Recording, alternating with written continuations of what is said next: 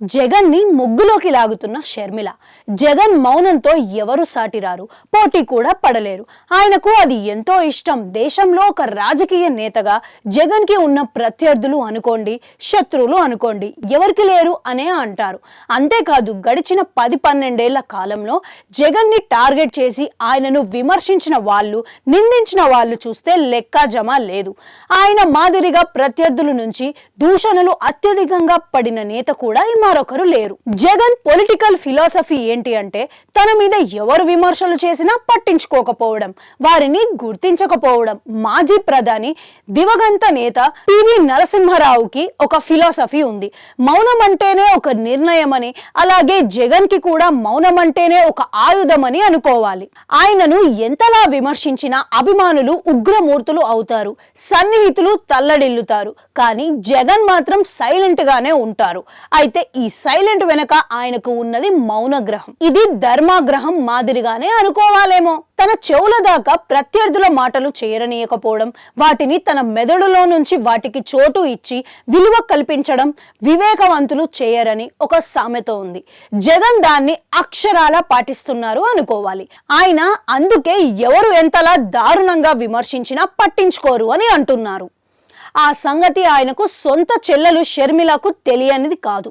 కానీ ఆమె అన్నను టార్గెట్ చేసుకుని మరీ విమర్శిస్తున్నారు. ఆ విమర్శలకు పదును పెడుతున్నారు. అది ఎంత దాకా వెళ్ళిందంటే జగన్ సొంత నియోజకవర్గం పులివెందులలో ఆమె శుక్రవారం రాత్రి రోడ్ షో చేశారు. ఈ సందర్భంగా జగన్ ని పట్టుకొని పులివెందుల పులి కాదు, జగన్ పిల్లి అని తీవ్ర విమర్శ చేశారు. ఈ విమర్శ ప్రత్యర్థులు ఎన్నోసార్లు చేశారు, కానీ సొంత చెల్లెలు చేయడమే విశేషం. జగన్ పాలనలో అత్యధికంగా నష్టపోయింది తన సోదరి షర్మిల అని అంటున్నారు. తాను న్యాయం అడుగుతున్నానని, తమకు ప్రజల న్యాయం చేయాలని ఆమె అంటున్నారు. జగన్ వైపు అన్యాయం ఉందని అన్నారు. ధర్మం తమ వైపు ఉంటే అవతల వైపు అధికారం పలుకుబడి ఉందని అంటున్నారు. సొంత చిన్నాన్నను హత్య చేస్తే వైసీపీ అధినేతగా పట్టించుకోలేదని అంటున్నారు. మొత్తానికి జగన్ మీద షర్మిల చేస్తున్న విమర్శలు నానాటికి పదునెక్కుతున్నాయి. జగన్ ఈ నెల 25న పులివెందులకి రాబోతున్నారు. ఆయన అక్కడ సభను నిర్వహిస్తారు అని అంటున్నారు. మరి రోజు రోజుకి జగన్ ని టార్గెట్ చేస్తూ షర్మిల చేస్తున్న విమర్శలు చూస్తుంటే జగన్ తన మీద విమర్శలు చేసేలా కోరి మరీ ముగ్గులోకి లాగుతున్నారు అని అంటున్నారు.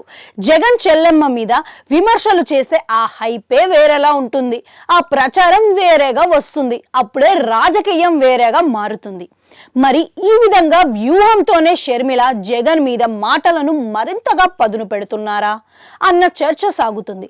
అయితే జగన్ మాత్రం వీటిని లైట్ తీసుకుంటారా లేక ధీటుగా దాటిగా బదులిస్తారా అన్నది కొద్ది రోజులు ఆగితే తెలుస్తుంది. అయితే జగన్ మనసు ఎరిగిన వారు. ఆయన రాజకీయం గురించి చూసినా వారు చెప్పేది ఒక్కటే, ఆయన అసలు పట్టించుకోరని, కనీసంగా కూడా ప్రస్తావించరని. చూద్దాం మరి ఏం జరుగుతుందో.